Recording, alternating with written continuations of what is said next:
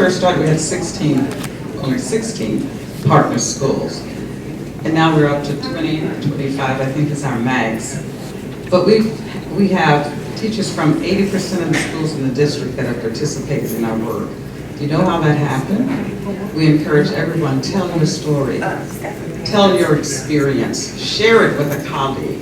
And it is the power. You have the power in this room to make that happen.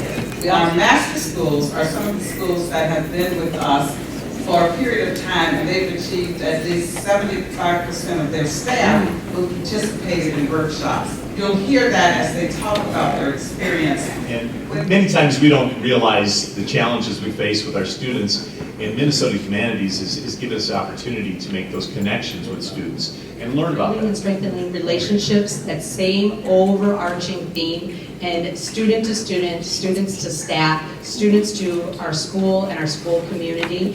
And through this, we were able to connect with other schools. It has made our staff's classroom management skills improve. It has made our interpersonal relationships improve in the classroom. It has also allowed our students to have those skills to say, hey, you know what, I wasn't doing that, maybe I need to check myself.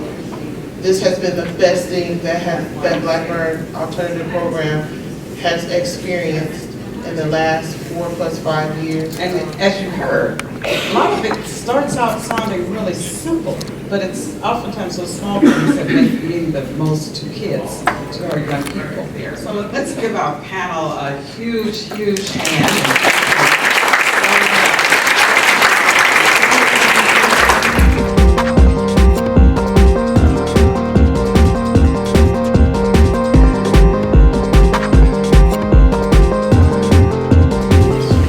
We are venturing into a new sort of evaluation, and that is data-driven arts evaluation. You ain't got to be just what the world tells you.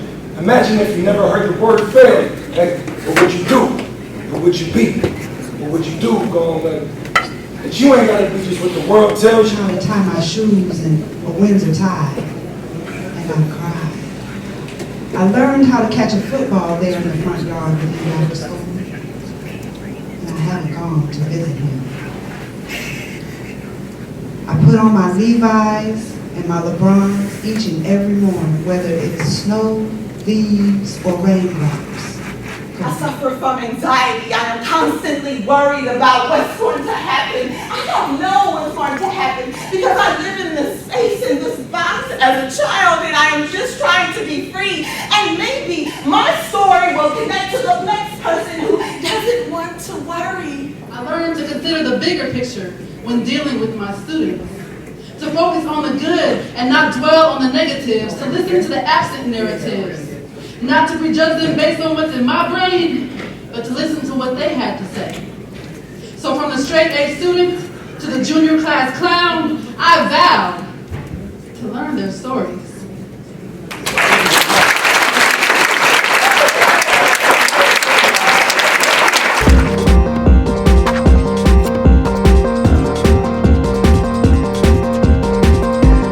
And so I always like to acknowledge that while we're very proud of our research budget, it's certainly not the be-all, end-all. There are a lot of gaps.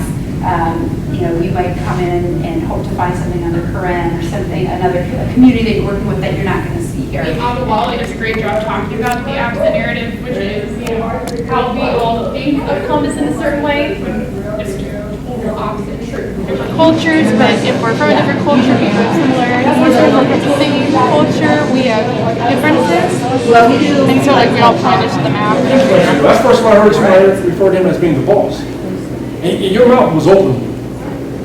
What did you think about that? Did you see my When we create a vision board also for the staff to be more positive in communication and teamwork and all that, I think it might help. So I want to take this in and just take it to my school and be like, let's go and try to do this. Let's do it. Yeah. Let's do it. We're going to hear from the students.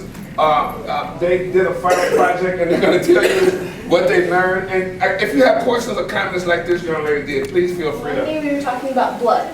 And so does anyone in here have Irish blood? Yes. What about German blood? Wait. You You're all incorrect because there's no such thing as Irish blood, there's no such thing as German blood. You have human blood. I think we all bump into this, even in our own lives, because epistemology is inherited, basically. I mean, especially when it comes to our belief system, we usually, as children, tend to grow into a particular belief system. In your mind, everything would be fine if we could just. Everything would be fine if it could just be this way. Or everything would be fine if it could just be. What needs to happen?